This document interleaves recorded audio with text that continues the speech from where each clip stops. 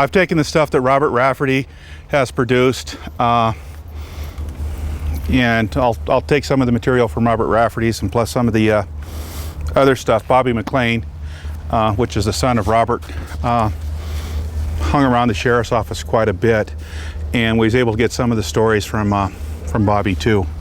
Robert McLean was born in Mandan, North Dakota, and his family moved to Missoula. And Robert McLean has one of the histories that is very common among quite a few of the sheriffs in Montana. He worked for the Northern Pacific Railroad. As you start to research him, you'll see a lot of them working for the Northern Pacific Railroad. He was also a deputy and an undersheriff for Sheriff James Thompson, who's also buried over in another section of the cemetery. In 1941, let me see if I got this. 1941, while he was the undersheriff for James Thompson, they had a shooting over in the Rattlesnake. And this is the first documented case of a postal worker going postal in Missoula. Okay, I made that up. But anyway, the guy was a postal worker at Missoula, and there was the shooting. And one of the deputies, Lloyd Stinger, was actually shot and killed by this postal worker. And then there was an ensuing shootout. And during the shootout, the suspect, I don't remember his name, he was shot by Robert McLean, captured, and according to Terry Cook yesterday, he was actually tried and sent to prison and spent a lengthy term there in prison. The other notable thing on Sheriff McLean was he was the last sheriff to legally hang anyone in the state of Montana. And the person he hanged was Philip Slim Coleman. Slim Coleman had kind of a unique history in that he went out to Lothrop into the area and applied for a job, and the Pearsons gave him a job on the section crew. They decided they wanted to come to town and do some gambling and stuff, so they needed some money and transportation, so they went to the Coleman house, or to the Pearson house, knocked on the door. It came out. Slim Coleman said he had a headache, along with this Lewis Brown who was with him, and when he came out, Philip Coleman hit him over the head, knocked him out, killed him, went into the house, and then also killed Mrs. Pearson. There was a daughter in the house and a son that weren't harmed, but they stole the money, took the car, and they came down to Missoula. The Brown didn't particularly want to be associated with Coleman because he was too violent, so he took off on foot, went down the tracks, was able to jump the train and get into Missoula. Coleman got to Missoula, decided it wasn't a friendly place, and hopped the train and made it to Drummond, where he's apprehended. Once he was apprehended there, he came back and they asked him, "Why didn't you keep going?" He says, "Well, I could have made it to Mississippi and went into the mountains, but you would have never caught me there, and here I am." Philip Coleman also said that, well, let's just put it this way. He wasn't a nice guy. Sheriff McLean took a tape statement from him, and he confessed to, I think, 25, 27 murders. A couple of them in Washington, some back in D.C. Somewhere along the way, Marcia, the transcript or the stenographer's notes were lost, and no one can find those particular information on that confession. Robert McLean also was involved in some other interesting investigations besides the Coleman.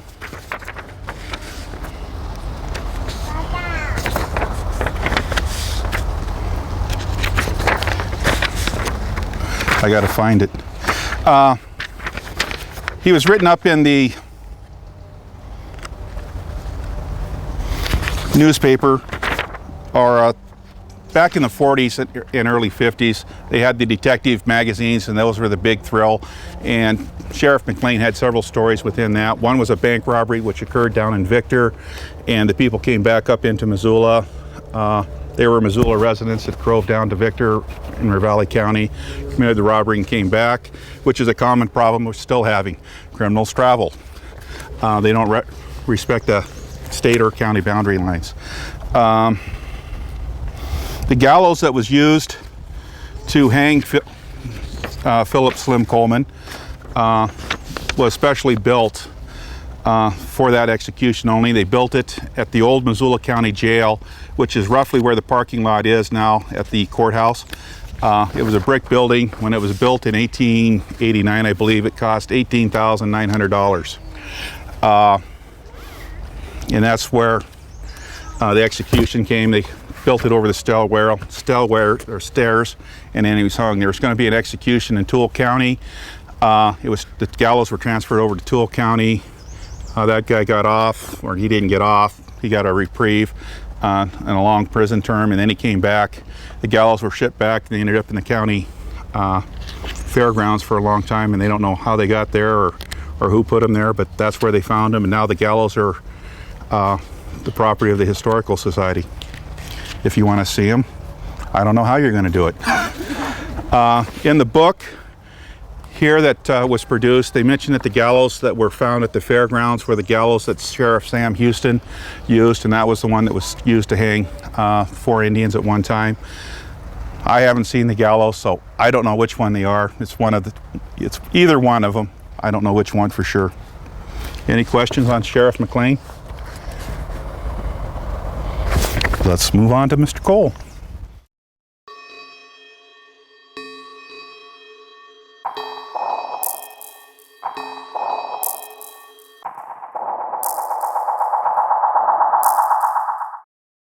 Before I start this one, how many of you guys have heard the term jerk 'em to Jesus? Michael Moore, anybody else? I'm going to give you my version of where I think that term came from here in a little bit. Sheriff George A. Cole was the 30th sheriff in Missoula County. His term started in 1921. He had the distinction of replacing Sheriff William Houston after he got kicked out of office for moonshining. He was finding a unique way to support the sheriff's office budget. I'll get into him a little later. George Cole was 75 when he passed away here, and he had a couple of important things on his history. One, right after he became sheriff, he got information that 4 people from Butte were coming over to Missoula with some moonshine. Now, I don't know how this would have happened in Butte, Montana, where they was making moonshine during Prohibition. I find that hard to believe. Anyway, they got tipped off, and they went to a house, and they found J.C. Gilman and G.F. Coleman, who officials said had a small quantity of moonshine and a 6-shooter ready for business in the car they were riding in. The car, the sheriff says, will be confiscated, and the men are in the county jails. Then they went to the Mercer house, where the landlady, Eva White, officials claim had rented a room to Jack Reynolds and was arrested for liquor possession. The officials claim they found 40 gallons of moonshine in his room. The description they had of this moonshine, according to the Missoulian, it was of the poorest grade moon, has an awful wallop. The sheriff's forces were wondering if the receipt found in the pocket of George F. Kennedy is the basis for the liquor Reynolds had in his room. And if anybody wants the recipe to build moonshine, I will give it to you right now. Boil 5 gallons of water, 18 pounds of spuds, let cool. Add 8 pounds of sugar and 2 yeast cakes. Distill inside of 24 hours as the bubbles will stop coming up. I'm sure they had it aged for about 28 seconds, and then they were passing it off, drinking it. I haven't tried this recipe, so I don't know if it's any good, but probably it's not.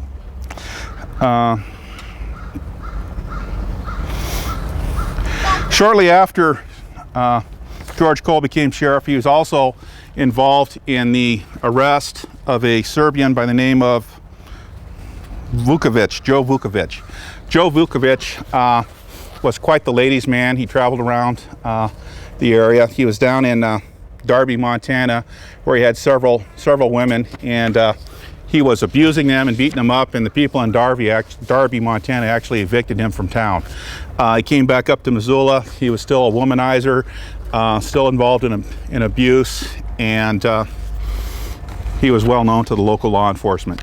One night, he's out wandering around in the street, and he has his gun, and he shoots. I don't remember who he shot, but he shot somebody, and I can look it up in a second. He shot shot someone, and the witness to this, her husband actually was later on arrested for killing someone too. And he takes off, and he's later apprehended over in the Drummond, Montana area. The way he escaped is he's up on a farm up the Blackfoot. He runs up over, not the Blackfoot, Grant Creek. He goes up over the top of Grant Creek into the Rattlesnake, down into Bonner, catches a train, and that's where he's apprehended. He was the last person to be legally hanged with the jerk type gallows. And what the jerk type gallows was is they'd have the crossbeams up in a couple of pulleys and a 300 or 400 pound weight. They'd put the noose underneath them, they'd cut the rope, the weight would fall down, and it would jerk them up into the air, hopefully breaking their neck. And once they went up into the air, they'd come back down, and if the first one didn't do it, they hoped the drop coming back would do it.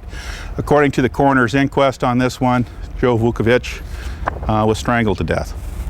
Didn't break his neck.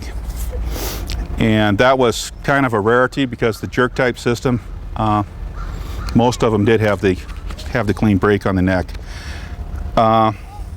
When he was apprehended, Joe Vukovich confessed to the deputies that he had committed the crime. They never did find the weapon. After he got back to Missoula, he claimed his innocence, and all the way up until the time he was executed, he claimed he was innocent. So, who knows?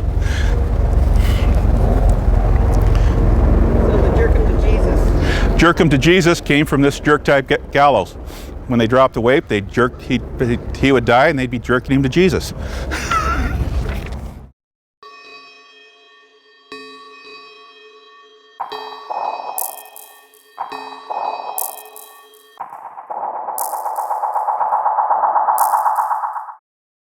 Sheriff Jim T. Green, he was the 28th sheriff of Missoula County.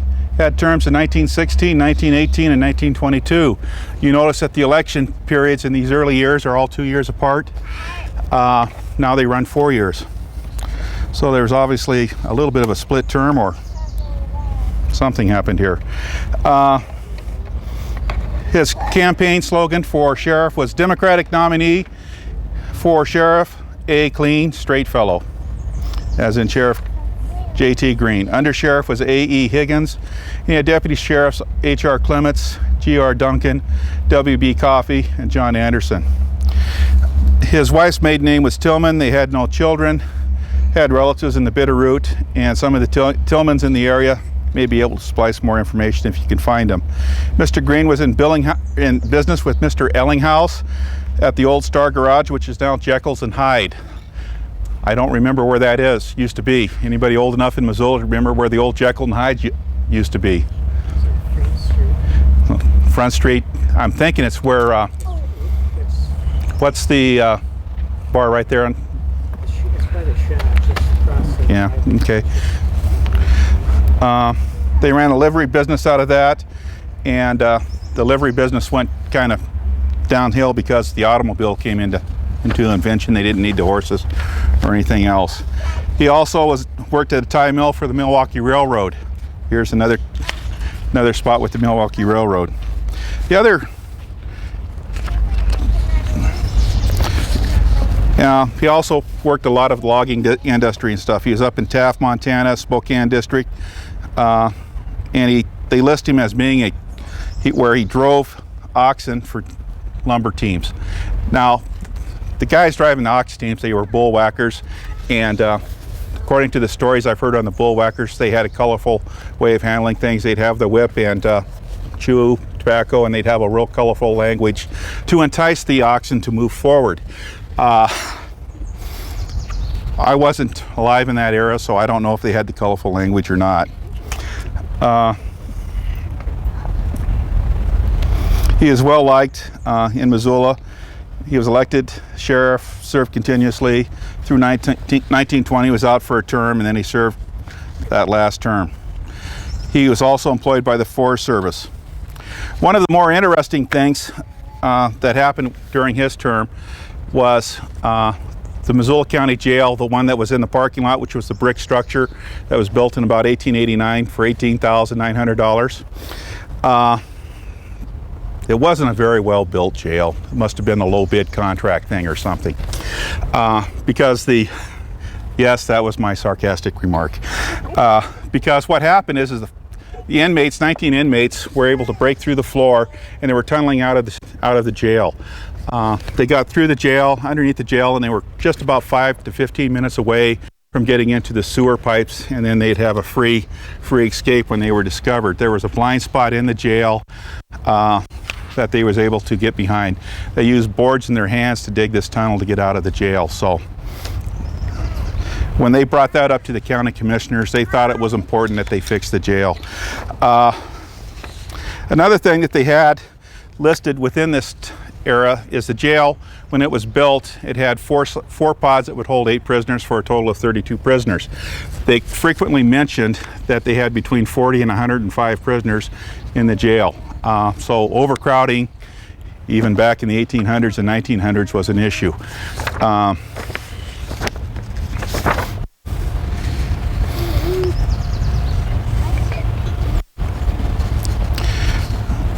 And they repaired the jail in the spring. The men were all locked into the cells and didn't have any freedom of access. And that's what happened on that. Now we'll move down to Sheriff Hafron.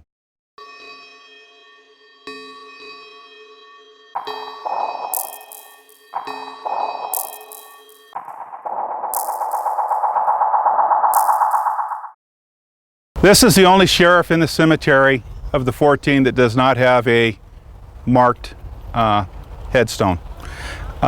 Deputy Sheriff's Association's taking up under advisement, and they're going to see if they can purchase him a headstone so he'll at least have a marked grave. And for some odd reason, I left my material on Daniel Hafron or Hafron at home. He came from Ireland. He was hooked into the potato famine. He came over into Montana.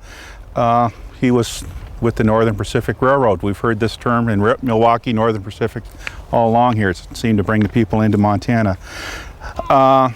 He was a butcher in Cheyenne, Wyoming, went over to Corinne, Utah, took the railroad up into Beaverhead County and worked into Beaverhead, and then finally ended up into Montana where he worked on the railroad, was a butcher, did some logging, did anything for a buck, basically. Sheriff Hafron was a no nonsense sheriff. If there was a problem, he went out and handled the problem. And he did such a good job of handling the problem that the crime rate in the crime rate in Missoula took a big dip. And once it took this big dip, county commissioners are saying, well, wow, you've got a sheriff, the undersheriff, the deputy, and the jailer. They're not doing anything. Obviously, we've got too many of them, so we either got to lay people off or we got to reduce their salary because they're not doing enough work. Now, this makes a lot of sense. You're doing a good job, and you've stopped crime in Missoula, so how do you keep crime from coming back to Missoula? You lower everybody's salary by 35%. Okay. He still went out and he did the best he could. In this time period, Missoula County encompassed all of western Montana. So Continental Divide down to Idaho, all the way up to the Canadian border was all Missoula County. Missoula County became a county in 1860. Sheriff Hafron was in the 1870s, 1880s. So Missoula County was quite large. And one of the problems they had going on at that particular time was renegade Indians from the reservation. Some of the renegades, I've only got one side of the story, so it's going to be slanted. Please take this into consideration. The renegade Indians were claiming to have some grievances. I don't know what those grievances are. And they would take it out and they would raid, rob the white men, sometimes killing them. They had 4 of them in particular, Pascal, Antley, Lala C, and someone else.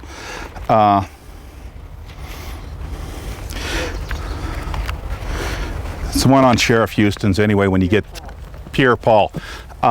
That were out there. Sheriff Hafron went up into the reservation to actually capture them.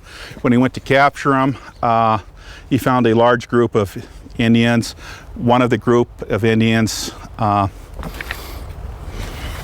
was the father of one of the guys that they were looking for.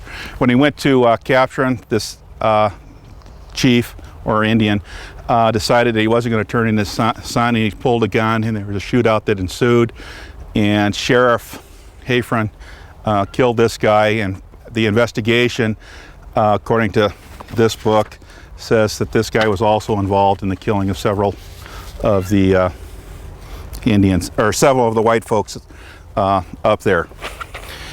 He tried to capture him, and he was working with the agent, Peter Ronan, who was the tribal agent up on the reservation. Peter Ronan said, yes, we need to get these guys arrested. He had 26 Indian police officers, but he would not let the Indian police officers go out and attempt to apprehend these renegade Indians. Now, let's be fair about why Peter Ronan probably didn't let him go out there and capture the renegade Indians. The renegade Indians had firearms. They had no... They didn't care who they killed. They would kill to get the money, alcohol, or whatever. His tribal police officers had no firearms, had no access to firearms, and Sheriff Heffron said, hey, will you go help me get them? And Peter Ronan says, no, I'm not going to get my officers out there killed. So he didn't do that. Peter Ronan, later on, with Sheriff Bill Houston, made a promise that after the Indians were hanged, that he would actually ensure that they would get transported back to the reservation and buried there, which he carried through on that promise.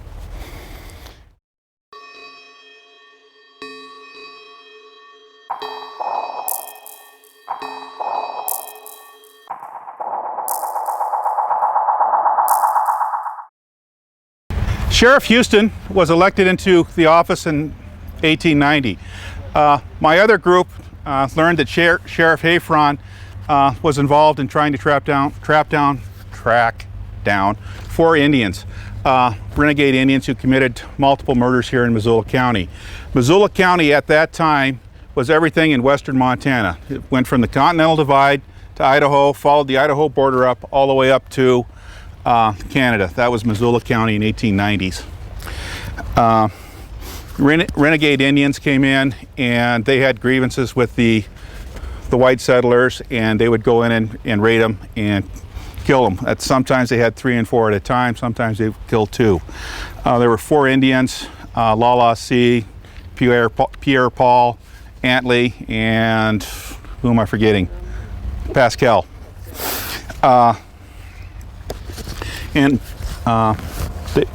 Sheriff Heffron went up to capture them. He asked for the cooperation of the Indian tribes and the Indian police. They didn't do it. Like I mentioned earlier, it's because the Indian police didn't have guns and the renegades had guns, so for some odd reason they didn't want to kill the police chasing down a bunch of renegades. Sheriff Houston said, hey, I'm going to be a law and order sheriff. I want to make sure that we capture these people here because we have a right to be safe in our homes and our property. He went up to the reservation and he found the tribal chief of one group of the renegade Indians, and I don't remember the name. It's in the book, Susan, if you'll look it up, the name of the chief. Anyway, they found him and they started talking to him, and he came down that he wasn't going to cooperate with them. Now, depending on whose version you want to believe, Sheriff Houston then arrested the guy and took him out to Flathead Lake from the tribe and put him out in the boat and held him there until he would cooperate in the apprehension. The other version is he kidnapped him, took him out into the boat, and wouldn't let him go until after they produced the Indians. Whose version you want to believe, we'll leave that up to you. But anyway, one Indian by the name of Williams, who wasn't part of the stuff, was turned in at that time, and 2 of the 4 Indians were turned in at that by the tribe, and then they had a posse of about 60 and 20 white folks up there looking for him. He told the Indian agents to round up all the tribal chiefs with these guys because he wanted to talk to them, and the tribal police didn't cooperate with them, or Peter Ronan. So Bill Houston went up to all the tribal chiefs again and says, hey, you're all going to be arrested and taken into jail and held until you produce these guys, or you can produce the guys and we'll be friends. Oh, going back to the first chief, for that chief's inconvenienced out there in the middle of the lake that was kidnapped or arrested, Sheriff Houston actually gave him a pistol afterwards to compensate him for his inconvenience, and they became friends and remained friends till the very end. So he went up to the chiefs up there and said, hey, you're either going to produce them or not. They said, we're not going to. Another chief of police for the Indian police said, hey, let's have a quick talk here. They talked a little bit, and the tribal council decided, well, maybe we better cooperate with Sheriff Houston because he's crazy enough to actually try to do what he said he's doing. They produced one more of the Indians, and then the Canadian Mounties captured the fourth one. They came down to Missoula, where they had the trial. They were convicted. They had interpreters. In the book that Susan's holding, she can tell you who the jury was on each and every one of them. All four were convicted. They all had the same date of execution. There'd never been a gallows built for four in Montana before, but just as luck would have it, Chicago, Illinois, Cook County had a hanging about 2 months before this all happened, and they had the plans and sketches for a gallows that would hang 4 people because they hung 4 people also. So Sheriff Houston called that sheriff. He didn't call him because he didn't have telephone. He teletyped, or he wrote him. There we go with the, and that sheriff was very cooperative and produced all the plans and everything else, which was used to build the gallows. According to the information that I've received, the gallows had 4 hinges on it. The trap was 7 feet wide, 4 feet by 4 feet, and the trap was released with the rope. When the rope was cut, the trap would release, and the Indian was, or the deceased would fall. Sheriff Houston said that these particular Indians were very good inmates, and after the execution, he had kind of a different opinion on capital punishment. The next term that he came into was in about 1919, 1920, and as he was elected, he campaigned on a promise that he was also a police chief and ran the police department and reduced their budget by about a third, to 33% to 50% is what he reduced the police budget. The budget when he was there was $9,000, and him and his officers turned in fines for $9,400, so the office actually made a profit for the police department. So he was very efficient, and he was campaigning on cutting cost for the sheriff's department because costs were getting outrageous. So he's working along, and it's prohibition, and he's cutting the cost of the sheriff's department, but he still has to pay the salaries and everything else. So I'm making this up because this is what I believe happened. So don't quote me on this one, okay? I believe that Sheriff Houston has to find a way to supplement the income because the commissioners are taking him to task to reduce his budget. So moonshining's running along here. He starts running moonshine. He's supplementing the department's budget. Is what I believe happened. I have nothing to prove or back up any of this, so I'll run that out right now. County commissioners and the public kind of took offense to this, saying that was official misconduct, and he was fired and voted out of office. The other thing, another person in the first term that he had was a guy by the name of Burns, and in Missoula, so he hung the 4 Indians, and the fifth person he hung was Burns. Burns was a transient. He was traveling with another transient. They were downtown Missoula, and they were selling stolen property at the pawn shops that was stolen from Spokane. Fire breaks out in Missoula, and the businessmen are kind of more interested in putting out or protecting their property and putting the fire out, so they're not paying particular attention. And a lot of looting and other activities going on. Burns and his other transient are part of the looting, and a Goldblum confronts him. They get in a yelling match. Burns pulls the guns and he shoots 2 rounds. Misses Goldblum, but he hits Maurice Higgins. How many heard Higgins Avenue? Maurice is the son of one of the founders of Missoula. He's hit. He goes to the Sisters Hospital, which turned into St. Pat's, and he dies there the next day. Burns takes off, goes across the river. He's hiding. Sheriff Houston's on the bridge. He sees him and he tracks him, and he gets over there, and Burns makes it back across the river. He comes back and they come down into the downtown area, and Sheriff Houston gets up behind him and says, stop. The guy turns around and Sheriff Houston's standing right there with the gun right at his nose.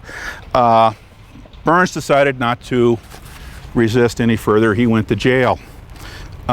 He is convicted of the crime, executed, and according to the stories that we've heard, is somehow or another Burns's body wasn't taken care of properly.